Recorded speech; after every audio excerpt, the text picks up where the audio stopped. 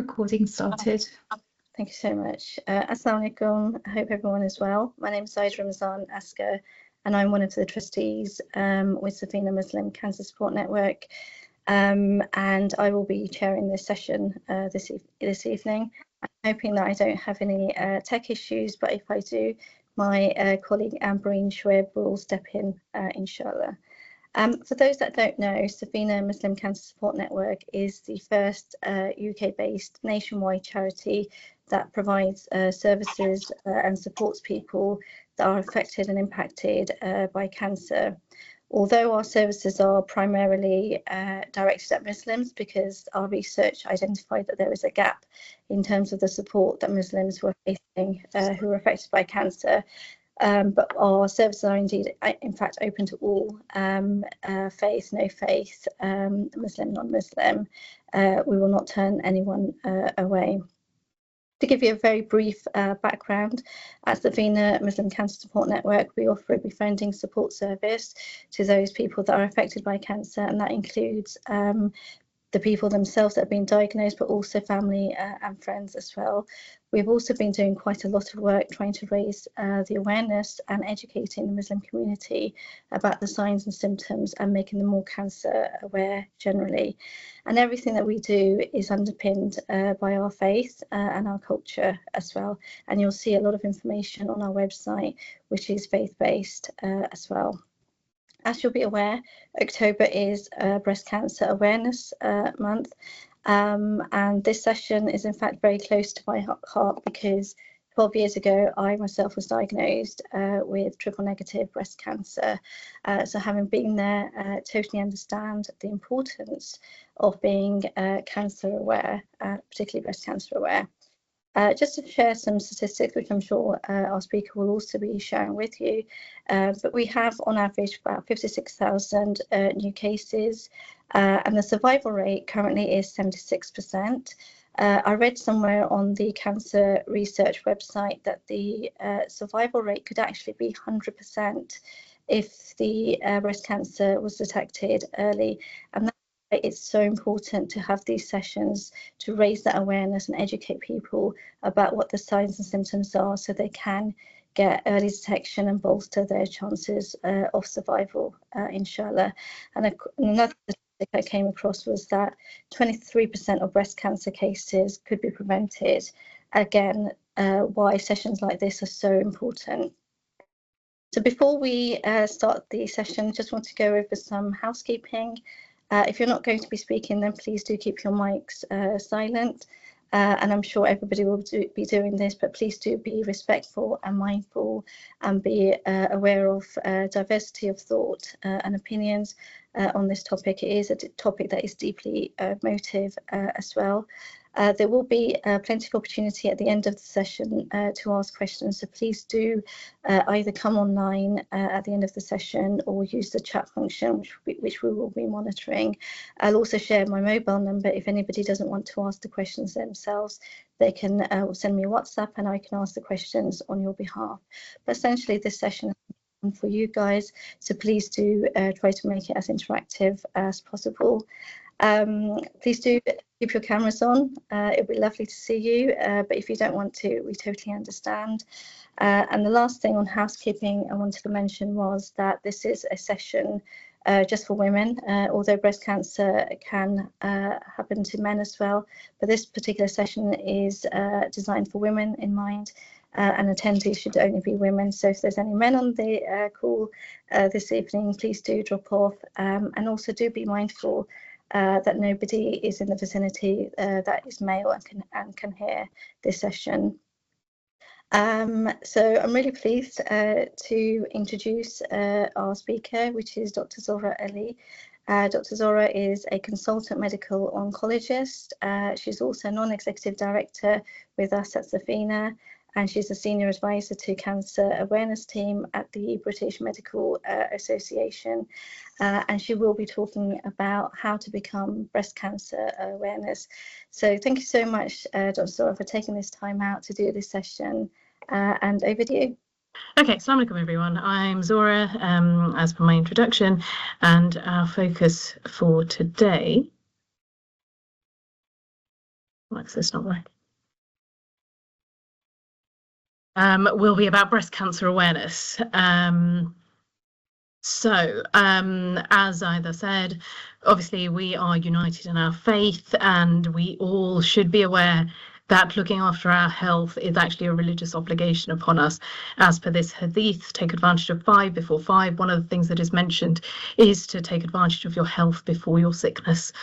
So I think we all need to be mindful of that we do have a responsibility to ourselves, and therefore we should arm ourselves with the knowledge that we need in order to fulfill this religious obligation. So moving on from that, breast cancer, as Zahida alluded to, is a very important topic for women. It is the most common cancer that affects women in the UK, and current statistics suggest that 1 in 8 of us will be affected by this disease. That doesn't mean that we will all die of this disease. 76% of women do survive breast cancer for 10 years or more, but it remains the second most common cause of cancer death in the UK. So there is a huge amount of impact that can be made by making ourselves more breast aware, trying to present early, and trying to seek treatment early. This is particularly of importance because it's felt that almost a quarter of breast cancer cases are actually preventable, i.e. they can be stopped from happening before they start.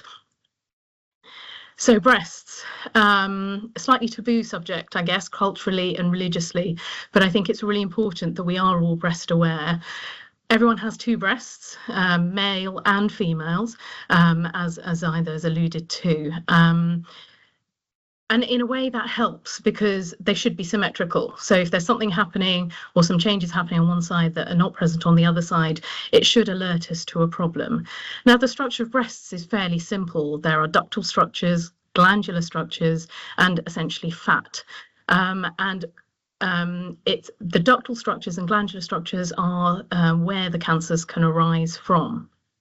There are essentially sort of localized cancers known as sort of carcinoma in situ, where the cancer is still located within the structure, so within the duct or within the lobule or the gland within the breast. And these are not really thought to have malignant or spreading potential, but need to be treated in a slightly different way. The ones that we worry about are the invasive cancers, so pictured at the bottom, where the cancer is spreading beyond the containment of the ductal or lobule structure. And this is where we run into problems where you can develop more advanced disease. So there are risk factors that can be associated with the development of breast cancer. Now, what do I mean by a risk factor? So this is anything that can increase the chance of the breast cancer developing.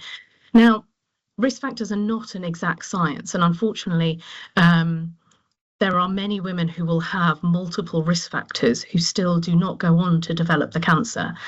And there are also many women who will have no risk factors who unfortunately will still develop those cancers. And religiously, I suppose, this is where we accept that there is an element of Allah's will, of Qadar Allah, but helping ourselves to understand what these risk factors are, particularly what we know as the modifiable ones, i.e. the ones that we can change, helps us to have some control, perhaps, in terms of our risk of developing breast cancer. So we'll go into these in a little bit more detail. Now, the non-modifiable risk factors, these are the ones that are inherent to us that we can't actually change.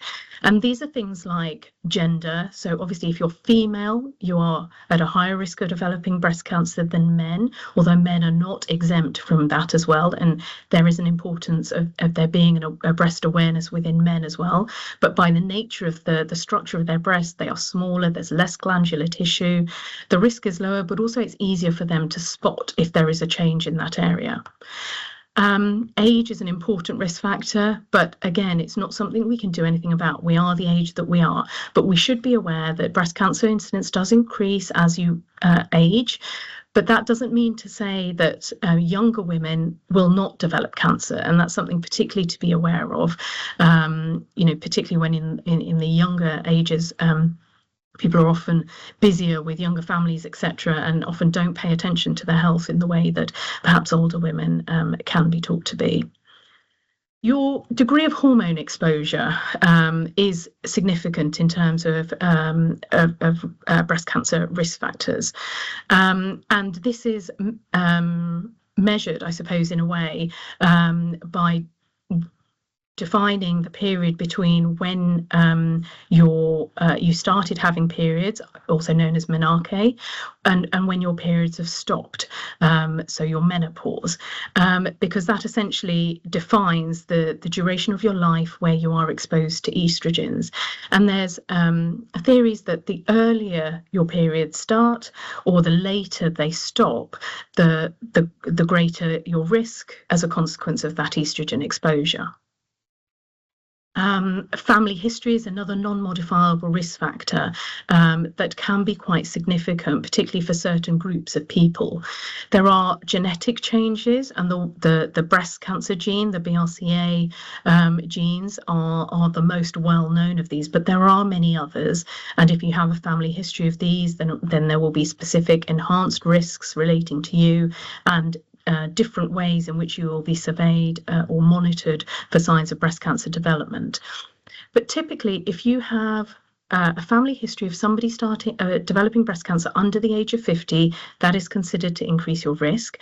And particularly if you have a first-degree relative, and by that I mean your sister or your mother, if they develop breast cancer, again, your personal risk of breast cancer is thought to be increased.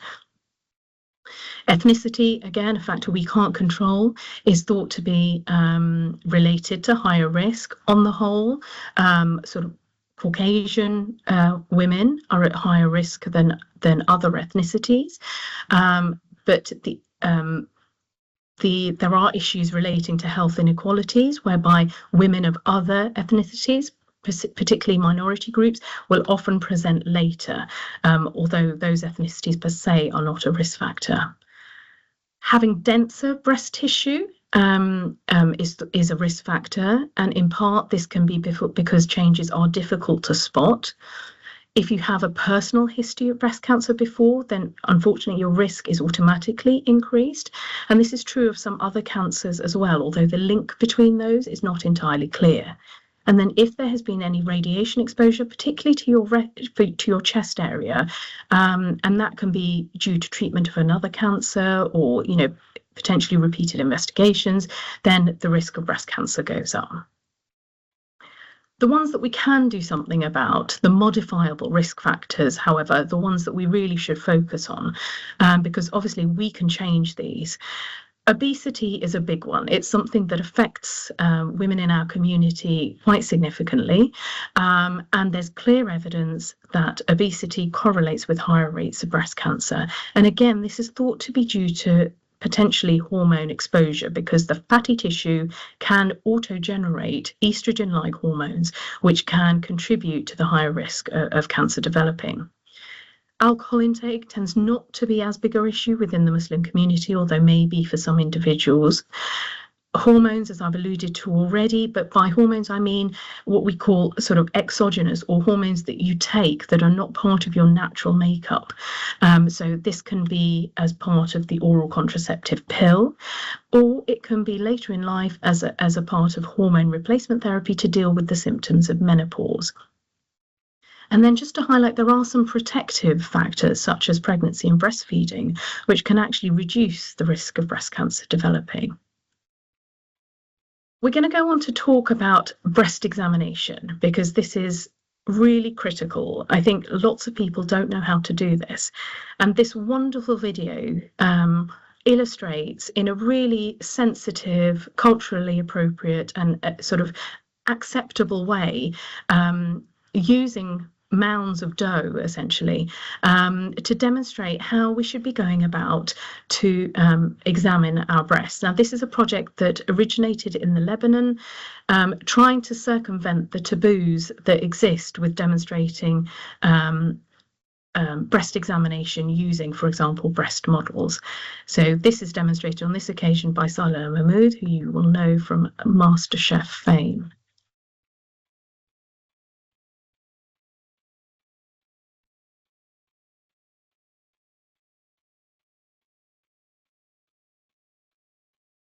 There's no voice, Dr. Zohra. Can you hear the sound? No. Yeah, well, yeah. Okay. Let's Yeah. try that again.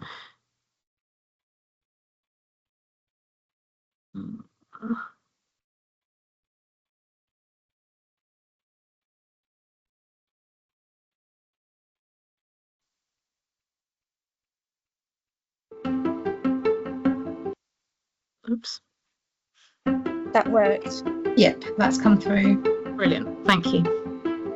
Hi, my name's Saliha Mahmood Ahmed. I'm an NHS doctor and winner of MasterChef 2017. Today I'm here to share a very special and healthy recipe with you guys. I really feel that all of us should know how to do this recipe. It's not really about precise measurements today, it's more about knowing the technique of how to knead healthy dough. So here it goes. First, you have to look really carefully at this dough and make sure that they both are exactly the same shape and colour. You shouldn't have one area that's darker than another, one shouldn't be bigger than the other one, and you shouldn't see any lumps. And no one particular area should feel harder than another area. You basically have to follow 3 key steps. It's really quite simple. First of all, you work in circular motions around the dough, starting from the outside inwards. And I use the tips of my fingers and the palm of my hands to do this, just like this.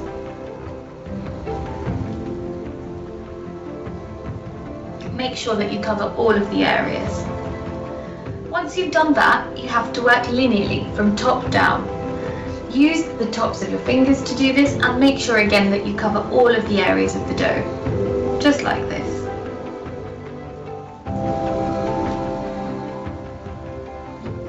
And then finally, you pinch the dough like this, and you want to make sure at this point that no liquid is coming out. When you've done those 3 steps on the first piece of dough, repeat them on the other piece of dough. And then make a habit of doing these steps on both pieces of dough every month. If you do notice any changes, then make sure you speak to your GP as soon as possible. And please do share this video with all the women in your life. Thank you.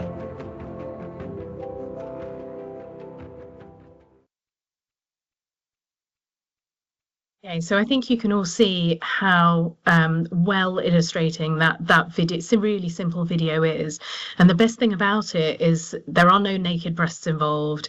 It's really easy for us to share, particularly with the older generation who would find it difficult with some of the other demonstrative videos. So I would encourage you to share with other members of your family this particular video, which demonstrates really well how to do a breast or bread examination. So just recapping some of what was covered there, how to do a breast self-examination. And this sort of Check for Cancer website has some really clear illustrations to demonstrate that. Now I realise these are pictorially demonstrating breasts, but you are all here to be educated, and hopefully we can overcome our embarrassment and shyness in this regard. So the first thing that you should do is position yourself in front of a mirror, looking head on, and looking directly at your breasts, looking for any changes in the shape, size or position of the nipples in particular. As I alluded to earlier, we have 2 breasts. There should be a degree of symmetry, and by looking at yourself in the mirror in this way, you should be able to spot a difference between the 2 sides. The next step, and sometimes people find this easier to do lying down, but you can still do it in standing up. But the intention being that you want to raise your arms up and keep looking for any changes in the skin in particular, to see if there's any dimpling or puckering or any areas of change. Are there any obvious lumps? Is there any areas of redness that you hadn't noticed before? Once you're lying flat, you position yourself comfortably on a cushion or a pillow supporting your neck, and work from sort of one side to the other. The reason for lying down is because it helps spread the breast tissue out, and particularly if you have larger breasts, that can make it easier for you to feel and examine your own breasts. And what you're trying to look for or feel for now is any changes in the consistency or the feel of the breast.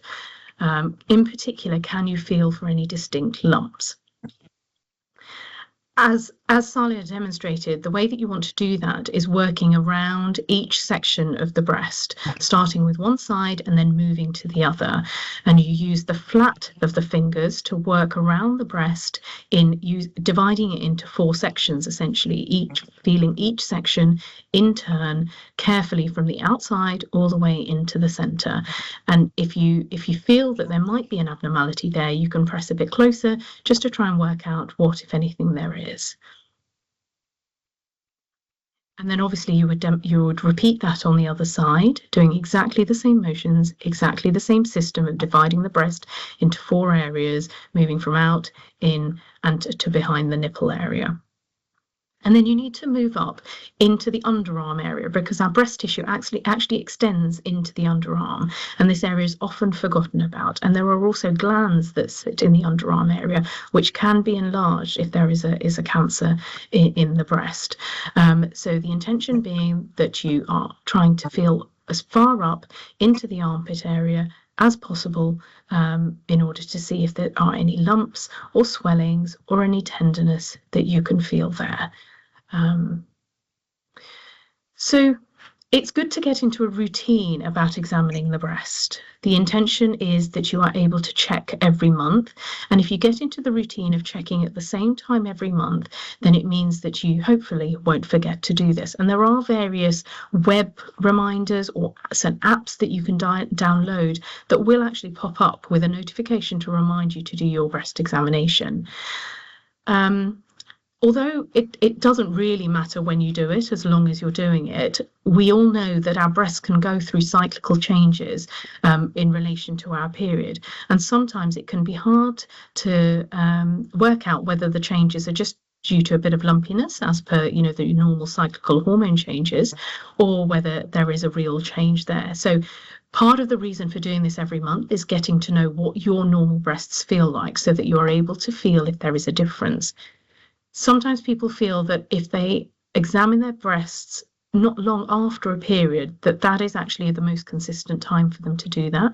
But timing is not the important thing. The important thing is just making sure that you're doing it every single month.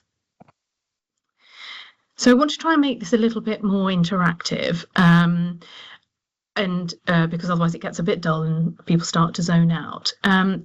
And as we start to move on to talk about breast cancer itself, I just wondered if any of you had any ideas already about what the signs and symptoms of breast cancer may be.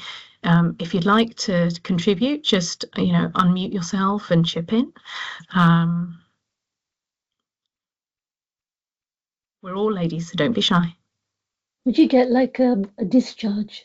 Yeah, you can get a discharge, absolutely.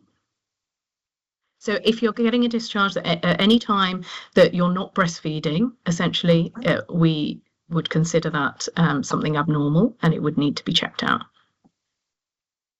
Anybody else got maybe any a ideas? lump? A lump, yeah, absolutely. I can see someone said discoloration of nipples in the chat, so yes, absolutely.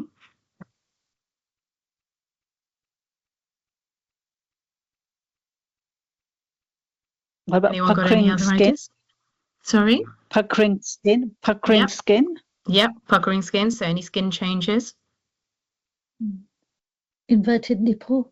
Yeah.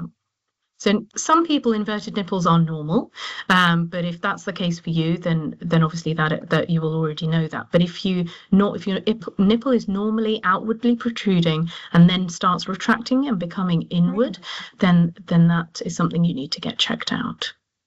Some people have said rash, size of breast not being uniform. Yeah, so that's particularly if one side suddenly becomes larger than the other. But yeah, absolutely. General feeling of unwell symptom. Yeah, feeling unwell. Orange peel skin, yeah, absolutely. Peau d'orange, that kind of dimpled look that you see on an orange peel can be quite characteristic change. Good, excellent. So you guys are already, you don't need me, you know what you're talking about already. This is frozen. What's going on here?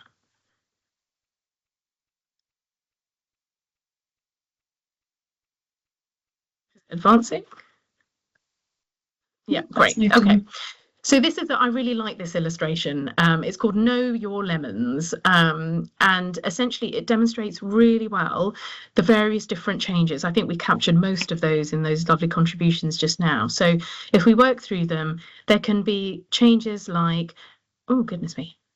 A feeling of an area of thickening, a clear lump or bump, an area of hardness, some of those superficial skin changes that we touched on, dimpling, the orange peel skin changes, the area of redness or hotness, some sores forming in the skin, the change in shape of the breast, for the nipple to become sunken, sometimes more obvious veins on the breast can be an indication that there are changes going on, or changes to the nipple themselves, so crusting or irritation around the nipples. So yeah, well done guys, I think you got most of those there. So there's a slide missing. So essentially, I think there was another slide there, but any of these symptoms, if they occur, you need to get yourself checked out by your GP, because obviously there are changes occurring and these changes need to be looked into in more detail. The GP can examine and refer on for further investigations as needed, but these changes all need to be acted upon. We're going to move on to talking about cancer screening, and the concept of cancer screening is a little bit different to reacting to signs and symptoms, which is what we've been talking about up until now. So cancer screening is when you have healthy people who have no signs of disease who can go and have a test performed in order to determine whether they do have a non-symptomatic cancer present. And the reason why this is important is because detecting cancers early has huge implications in terms of survival and in terms of treatments. And if detected, if certain screenings are done early enough, then actually, for example, in bowel cancer, you can even prevent the cancer from developing in the first place. And this is very different to the tests that a person will need if they have symptoms or signs where we're trying to diagnose or treat the cancer. And as I alluded to, it's important because it helps us detect cancers early. And the importance of detecting cancers early has huge implications in terms of the degree of advancement or the stage of the cancer when patients are presenting. So let me just talk you through this infographic. So this column on the left essentially tells us how different people have been diagnosed by their cancer. So they can be diagnosed through national screening programs. They can be referred by their GP because they have gone to the GP with some symptoms of cancer. And so they are referred via the urgent pathway, so they're seen within 2 weeks.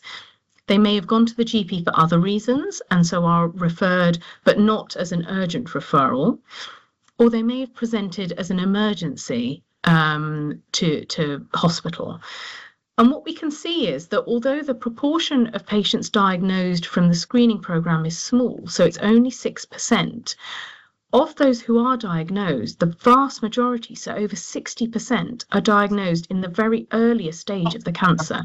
So that is stage 1, when the cancer is very localized and can be treated, hopefully, to a complete cure, rather than in the more advanced stages where treatment is more difficult and cure is unlikely.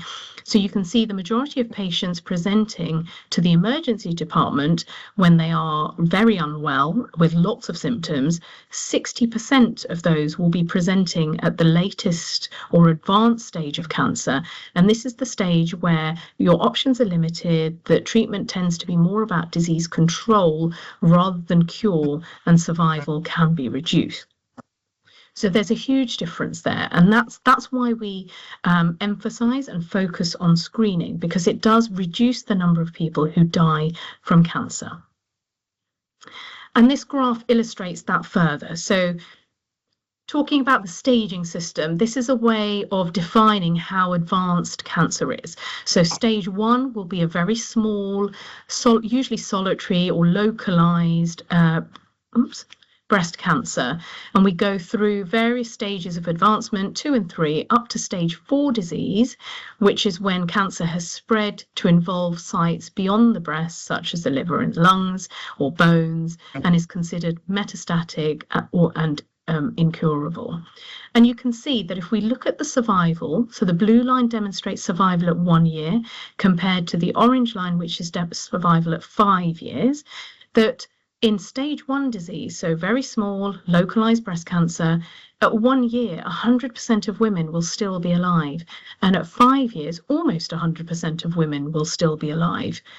But in comparison to stage 4 disease, whereby at 1 year, over 25% of women have already passed away of their disease, and by in stage 4 disease at 5 years, only approximately 25% of women are still alive. So there is a huge survival difference between stage 1 and stage 4. So this is the point, that we want to be catching the cancers and intervening in order to optimize survival. And in the UK, we are really fortunate that the NHS actually funds a breast cancer screening programme. And we will go into this in more detail over the next few slides. And this is available to any woman who is registered with their GP, aged between the ages of 50 and 70, as per the current screening setup. Women are invited to undergo screening, and the invitation comes to them via post. So when that invitation arrives, you are required to action it and book yourself in for a screening test. Now, that's not to say that women over the age of 70 are not allowed, cannot be screened, but the automatic screening invitation does not arrive, and you have to self-refer yourselves by calling a contact number, but you can, if you're interested, request to be screened. And the way screening is conducted is with a special X-ray of the breast tissue. And this is usually done in 2 angles. And as you can see from the image, the breast is flattened out and compressed between 2 sort of plastic plates in order to allow the X-ray to clearly define the breast tissue and identify any areas of abnormality. And these investigations are usually carried out at either sort of special clinics or mobile breast screening units, which you may often see sort of popped up in a supermarket sort of car park and things. So they're usually very accessible, easy to get to, and are national. These units are predominantly staffed by females, and I think that's often a concern for women of our culture, whereby they are concerned regarding being dealt with by a male professional, but this is often already dealt with within the unit. Now, once you've had your X-ray, there's usually nothing else that needs to be done. Once the mammogram is completed, you go home, go about your business as per usual. Excuse me. And the results are then sent to the GP and the patient within 2 weeks. And the vast majority of people who attend for these screening mammograms, their results will be normal, and they will not need to think about it any further other than to hopefully reattend in 3 years' time when their next invitation rolls by. But for a proportion of women, there may be an abnormality that is detected, and that requires them to go on to have further assessments involving further tests to determine whether or not a cancer is present. Sometimes the X-ray may not have been clear enough, and so women may be recalled in order to have the mammogram repeated. Now, that doesn't necessarily mean that there is a cancer. It just means that they didn't feel that they could interpret the X-ray properly, and therefore would like to repeat it and get a proper assessment rather than offer false reassurance. So in terms of how screening numbers tend to break down, so if we think about 100 women who attend for screening, the vast majority, so 96% of those, will get a normal result. As I said, they can go back to their normal lives and forget about their breast screening, other than obviously continuing to do regular self-examination in case there are any changes that they need to act upon themselves. But in terms of screening assessments, they will only need to return in 3 years' time. 4 out of every 100 women may require more tests because there is some concern regarding what is seen on the mammogram. And we'll go into what those tests might be shortly. So these 4 women will tend to go back to a specialist clinic to have further assessment done. And through the process of that further assessment, 3 women will be confirmed not to have any cancerous abnormality. So we now know that 99 out of those 100 women who were originally screened have been found to have no abnormality. So 1 out of those 100 will subsequently be diagnosed with a cancer. And in terms of what further assessments are needed, we talk about something called triple assessment. And this essentially involves clinical examination, mammography, and biopsy. Now, for women under the age of 35, because they have denser breast tissue, sometimes they will also require an ultrasound scan, and this is, judged at the time by the clinician involved. And when these assessments are undertaken, they can either be found to be normal, in which case the patient is reassured. If a lump is found, it is usually then biopsied. And those lumps that are biopsied, those individuals' cases are usually then further discussed at a meeting involving multiple different types of clinician and professional, and they will determine whether the biopsy and imaging results demonstrate a malignant or invasive cancer, or whether the changes are felt to be benign. If the changes are benign, i.e. non-cancerous, the patient is reassured and discharged from the clinic. But if the changes are found to confirm a malignancy, then the patient is then referred on to a specialist team to then discuss their most appropriate treatment options.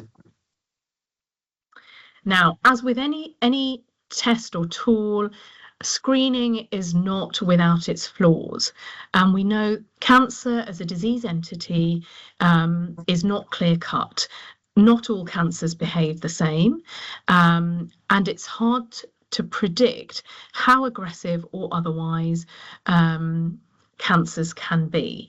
Now,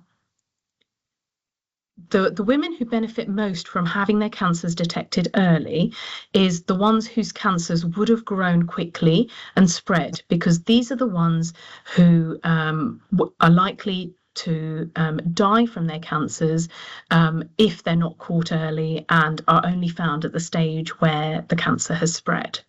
However, there will be a proportion of women for whom their cancers are not these fast-growing, aggressive type, that they have a more slow-growing path and would never really have caused the patient any harm. And these women would likely live a reasonably healthy and full life without any implications from the cancer itself. The issue is that we don't know which of these cancers you as an individual may have. And therefore, the lower risk strategy is to try and find all cancers, just in case they are part of the type that grow quickly and spread quickly and can shorten somebody's life. But ultimately, it's a choice. The screening process is not perfect. There are obvious benefits that we have already alluded to in terms of detecting a cancer early at a stage where it could be fully and curatively treated. But there are some risks associated with the process. The mammograms themselves are not 100%, and there is the potential for cancers to be missed. There is also the psychological distress that can come from being told that you may have a cancer, which is then subsequently not shown to be a cancer. We've alluded to the proportion of lower risk cancers that may be detected as part of this process that may not have caused harm, but for whom the patients end up being treated anyway. And then there are the side effects of the procedure itself. Some people find the mammogram uncomfortable to go through. They maybe experience complications relating to the biopsy, such as pain and bleeding. So there are considerations and potential downsides to the whole process. The important thing to remember is that even if you are undergoing breast screening and have been cleared and told that your mammogram is normal, this negative screening result does not guarantee that you will not have or will not develop a cancer in the future. And therefore, it's really important that even if you are undergoing breast cancer screening, that you remain aware of symptoms for breast cancer that we discussed earlier, and that if anything new or unusual is developing that you are concerned about, that even if you have had a recent mammogram, even if that was in the recent year, that you actually go and get checked out for any change in symptoms as soon as possible. Now, I'm going to touch on cancer treatment just a little bit, because this can vary hugely between different individuals. And without knowing certain factors, it's hard to specify what an individual's treatment plan will be. Now, what are the factors that the clinicians will look at to determine what the treatment plan is? Well, they need to know the stage, i.e. how advanced the cancer is. Is this a localized cancer that could be dealt with by a surgery, or is this more advanced and spread that will need more systemic or generalized therapy? What grade the cancer is, i.e. how closely do the changes in the cancer cells resemble the natural breast tissue, and the type of cancer as well. Is it arising from the ducts? Is it arising from the lobules? We alluded to the fact that breast cancer is responsive to certain hormones, the female hormones, estrogen and progesterone. And one of the things that is checked when a biopsy is taken is the receptor status of the tumour material. Do the tumour cells express these little receptors for hormones to suggest that the cancer is hormonally driven? And that will determine whether hormone blocking therapies are given. There are sort of other gene changes, specifically in the HER2 receptor, that are also assessed for, because there are directed therapies that can be used to target this particular change and outcomes. BRCA gene mutations also form part of the diagnostic and prognostic risk stratification, as do certain predictive tests such as Oncotype DX, which you may have heard or read about.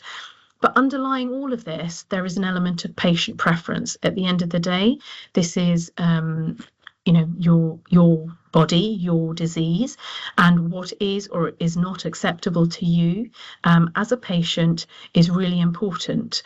And it's important that you express yourselves once you've been informed about your options as to what your preferences would be.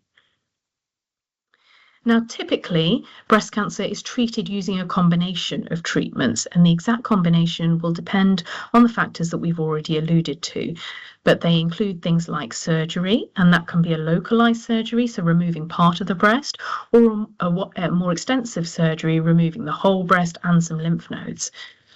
Chemotherapy can play a part in people's treatment, either before surgery or after surgery or on its own, and there can be other targeted therapies that are included there too. Radiotherapy can be an important part of people's treatment pathway, as can endocrine therapy, and that can extend far beyond the original treatment time. Now, this is a hugely complex and continuously evolving field, and there are always newer trials and newer treatments coming out all the time. So it's important that you have a really comprehensive discussion with your doctor as to all the options that are available to you at the time. So I just wanted to go quickly into some myth busters before we sort of come to a close and talk about some questions. There's lots of thoughts out there about, what can and can't cause cancer. And I'd be keen to hear from you guys, really, in terms of your thoughts. Do bras cause breast cancer? What do people think?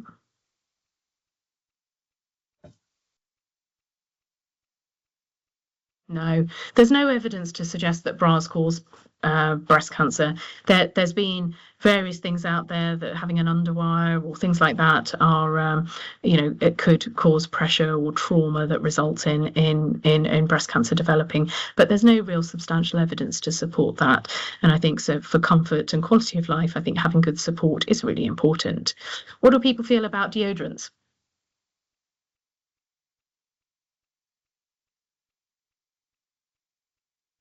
Yeah, again, there's all sorts of things out there, but there's no convincing evidence that antiperspirant deodorants can cause breast cancers.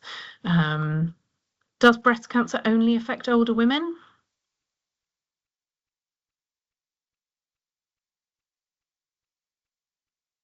I like that, Daniela. Definitely not. Absolutely agree. No, that's why it's so important that everybody is breast aware from a very young age. Unfortunately, it can present in 20s, 30s. It doesn't discriminate on the basis of age. Yes, it's more common as people get older, but that doesn't mean that you can't get it if you are younger. What about breast cancer only affecting white women? This is something we often hear aunties saying.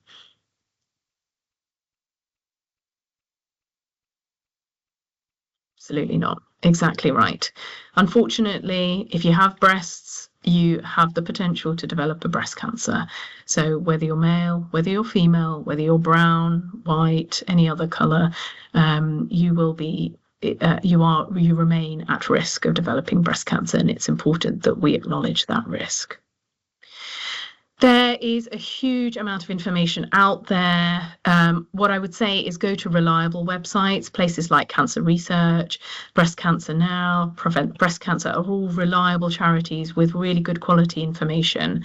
And remember, information is available in a variety of mediums, in a variety of languages, which in our communities I know can be a barrier to seeking information and getting the help that people need. So the gov.uk website has various leaflets that can be printed out in different languages. So if this is important for members of your family who may not be as proficient in English, then do have a look around and see what is available out there and help educate your loved ones.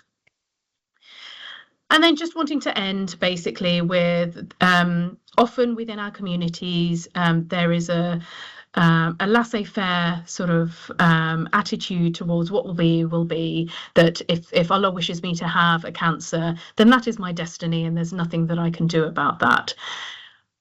Absolutely, that is the case. If it is in your destiny, if that is what is due to happen, then that is what will come to pass.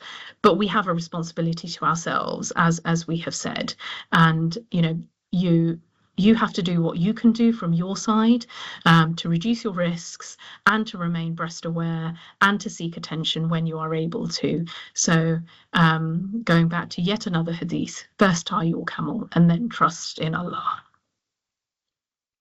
And then I'd like to open the floor to questions, please. And you can just, I don't know if, Zahida, are you going to filter questions or? Yeah, so thank you so much, Zohra. That was really comprehensive. Before I open the floor up for questions, I just wanted to pick up some questions that were asked on the chat. The first question is, can you self-refer to one-stop clinic? I'm guessing this is when somebody suspects or feels that they've got some symptoms of cancer.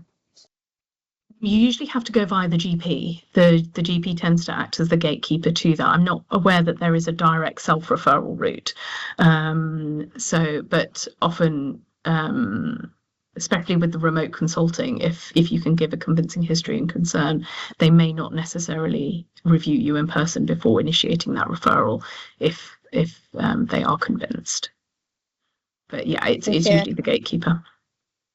Yeah, just on that, this is not a question, but it's raised by somebody actually on the chat as well. I think there's one thing about raising the awareness of cancer and the signs and symptoms within the community, but sometimes a lot of people, I know from my own personal experience, when I presented with symptoms of breast cancer, I was quite young. And I had to really sort of knock at the door of the GP who didn't take it seriously. And I think somebody else also mentioned something very similar. Is there some work being done with GPs about taking those calls, taking those referrals seriously? I was fobbed off. That was my experience, and I had to be really persistent in getting that referral before I got diagnosed. Yeah, I mean, I think, I don't know if there's any direct work being done with GPs, in all honesty, but I mean, GPs are medical professionals, and you'd hope that they would listen if somebody is presenting with concerns. But obviously, we do hear this on multiple occasions, that sometimes people do feel fobbed off. I guess just don't, if you have concerns, just don't take no for an answer is what I would say. That keep persisting, keep going back. If you're not happy with the answer you're getting from one individual, ask to see somebody else. So, and that's well within your rights. Most GP practices have multiple practitioners, and they should accommodate that request. So I would suggest that you just keep pushing back, really. And if your concerns remain, then don't take no for an answer. Yeah, I think that's really sound advice, and that certainly accorded my experience as well. Another question that was asked, are the risk factors for getting triple negative breast cancer same as other breast cancers? Yeah, I mean, I don't think there is a specific additional risk factors that mean that you get triple negative breast cancer. It's just the way that your tumour is manifesting its sort of receptor status, as it were. So yeah, I'm not aware that there's additional risk factors that contribute to the development of that. Okay, brilliant, thank you. And I'm going to open the floor up for any questions.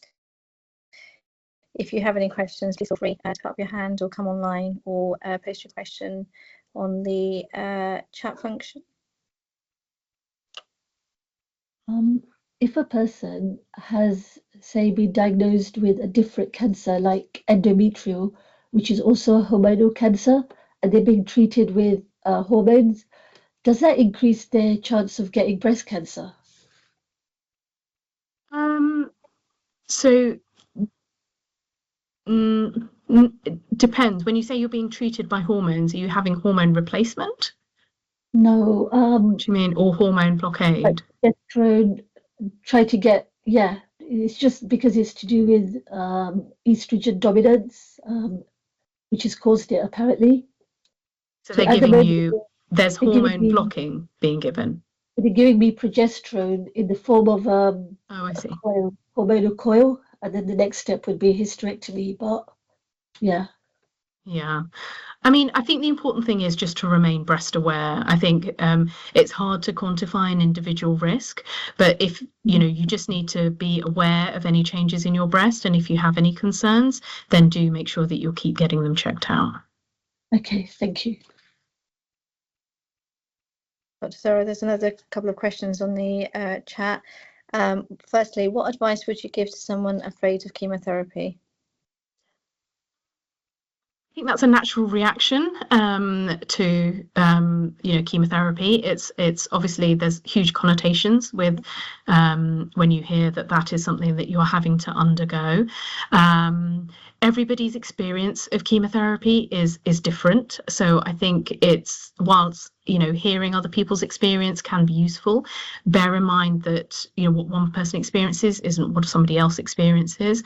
Also, people are given chemotherapy for a whole host of different cancers, and that different chemotherapy regimes can be tolerated very differently. So again, that's something that's very important to bear in mind. What I would say is that as an individual, you don't know how you're going to react to it until you start it. The doctors are very well versed, very used to people being anxious about it. So do share your concerns. If it's something specific about being sick, etc., be reassured by the fact that people get anti-sickness medication as a matter of routine with their chemotherapy. And that if the standard chemotherapy drugs, the standard anti-sickness medication that is given to you doesn't help, let them know that, because they can change it to something else to help you feel better. The main thing is communicating with your treating team so that they understand whatever symptoms you're experiencing or side effects that you're experiencing, because the vast majority of those can be controlled with other medication or dose adjustments to help you tolerate the treatment a lot better. But they can only do that if they know what you're experiencing. So it is really important that you have those clear communication channels so that they can help you. Thank you so much. That's really helpful. And the next question, having cancer deposits in lymph nodes, does that mean that it's more likely that the cancer will spread? So if the cancer is in the lymph nodes, there is already an element of spread because it has moved from the breast tissue to involve the lymph nodes. So lymph nodes, I don't know if everybody knows, these are part of the immune system. They help us deal with sort of any infective or inflammatory insult. And it's one of the ways that cancer can spread, through the lymph glands. And they are throughout the body. So the degree of spread will vary depending on where the lymph nodes are involved. If it's the local lymph nodes, so the ones closest to the breast, those are often removed during surgical procedures. So effectively that cancer can still be removed. So there are nuances with it, but that is an element of spread.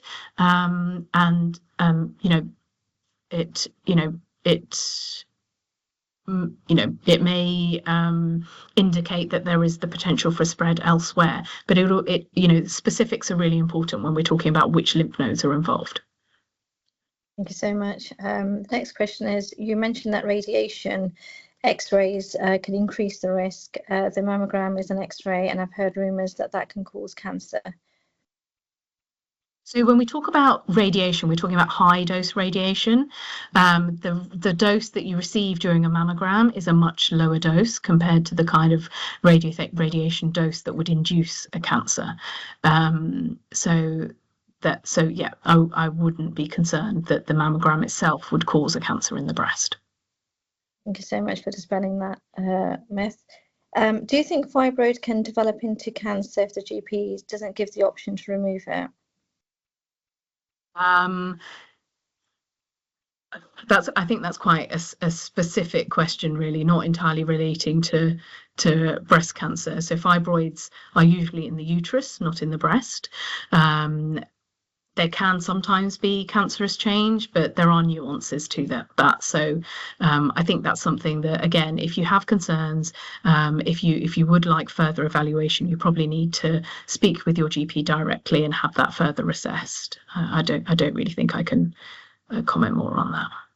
Brilliant, thank you. And are you familiar with the Tropion, I think I've pronounced that right, Breast 03 clinic trial? I'm not a breast oncologist, I'm afraid. So no, I'm not aware of that specific trial. But any trial, any clinical trial is often registered. It has to be registered on the clinicaltrials.gov website. So that will give you a lot of the details relating to the the specifics of the trial. So if you and it will also tell you where certain trials are running. So that's often a good resource if you are looking for a specific trial.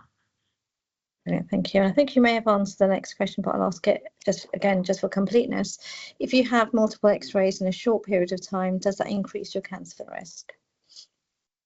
Again, the sort of chest X-rays and the sort of the simpler X-rays, the doses associated with those are relatively low. The kind of doses, the radiation exposures that we have concerns about and that can cause subsequent changes is more sort of the much higher sort of ionizing doses of radiation, particularly for people who have radiotherapy treatment. So, for example, when people have diseases such as lymphoma that require them to have radiotherapy treatment to lymph nodes affecting particularly the center of the chest, because those, particularly in times gone by when radiotherapy techniques were not as advanced and they couldn't limit the field of the radiotherapy as well as they can now, then the breasts would often get a lot more exposure and therefore could get a dose of radiation that could induce cancerous change. So a typical chest X-ray or a mammogram is not something that it is going to cause you a breast cancer to develop. Thank you so much. Any more questions for Dr. Zohra? Yeah, I have one more question. If it isn't cancer, if it's say atypical hyperplasia, which is like pre-cancer, would you consider getting that organ removed, or would you just take your chances and hope it never progresses to cancer? So, I mean, I've not seen that term used with reference to breast cancer. Is that? Not so much breast cancer, it's more like gynecological cancers.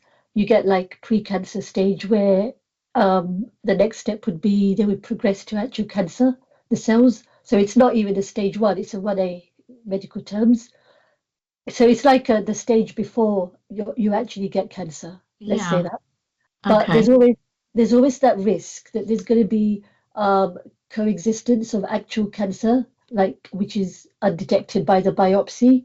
So if you're in that situation, would you consider getting all the organs removed if that is what is being suggested to you, or would you just take your chances and live with it and hope it never progresses? Because there's a ratio. 70 or 60% of cases, it stays dormant, it doesn't progress, and like 30 to 40% it will progress to cancer and spread. What would you do? So, I mean, I think this is slightly off topic, and I think this is something that you probably need to discuss directly with the clinician looking after your care. But, surgeries and removal of organs are not small undertakings. And I think it's something that needs to be discussed and carefully considered, and the risk and benefit balanced up to decide whether that's the right thing to be doing. So, I don't think that's really an appropriate discussion to be having on this forum at the moment. Okay, thank you. Thank you so much for that question, and to you, Dr. Zohra. The final question that I'm going to I'll take 2 more questions that's come up. Firstly is, do you know why BAME groups are not well represented in clinical trials? And the last question is going to be, is there any evidence for nutrition, physical activity, alternative therapies in conjunction with medical care? So yeah, the clinical trials question is a really interesting and perceptive one, and it's something that we're sort of looking into really. It's tricky. A lot of the clinical trials that are conducted, you're absolutely right, have a huge proportion of white, kind of Caucasian patients. And it's complex. I think there are multiple reasons why that is the case. Some of that is, akin to cancer, that, the taboos and the fear and all of that associated with it. There's a huge misconception that taking part in these clinical trials means that you're a guinea pig. And you know, there's a lot of education that needs to be done on that front, but there's also sort of practical constraints and a lack of awareness as to what a trial can mean for you as an individual and the benefit it can bring you rather than the greater good that everyone assumes it to be. So I think it's a really sort of huge topic to go into, and we unfortunately don't have time, but maybe that's something that we could take forward on another occasion. But it is an issue, definitely acknowledging there's a huge underrepresentation of any kind of non-white ethnic group, really, in clinical trials, and that has implications for cancer treatments, because how do we know that what works in a white Caucasian population has the same impact in a black population, in a kind of South Asian population, in a Hispanic population? And at the moment we don't have that degree of information, but there's clearly a lot of work to be done in terms of working out why this is the case, and then working out what we can do to improve clinical trial participation, because I do think this is a really important area. In fact, it's one of my big bugbears. So yeah, we'll certainly come back to this on a future occasion. And then, sorry, Zahida, what was the second question? Let me just go back to it. It's is there any evidence for nutrition, physical activity, alternative therapies in conjunction with medical care? So yeah, I mean, there's evidence potentially. I wouldn't be able to quote any for you, but certainly a healthy, balanced diet, you know, consuming all food groups, making sure you're well rested, making sure you're well exercised, maintaining fitness levels. These are all things that are shown to improve people's tolerance of their treatments, to help their recovery from surgery, to prepare them, the prehab, to prepare them for surgery.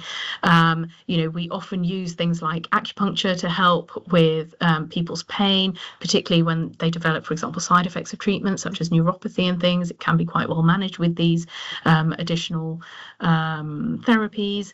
So yeah, there is a place for these things. What I would say is that some of the kind of herbal, homeopathic things I would probably discuss with your clinician, because there is a risk of interaction between those drugs, and they can either potentiate side effects. Particularly, I've seen people go into liver, you know, dysfunction as a consequence of taking additional medication that's interacted and caused liver damage, or it can, you know, reduce the effect of the chemotherapy drugs because of the way the enzymes are, you know, enhanced. And so anyway, so short answer, yes, there is a role. Just be careful with additional supplements, and just let your medical team know if you plan to or are taking any additional stuff, so that they can assess the impact and risks with that.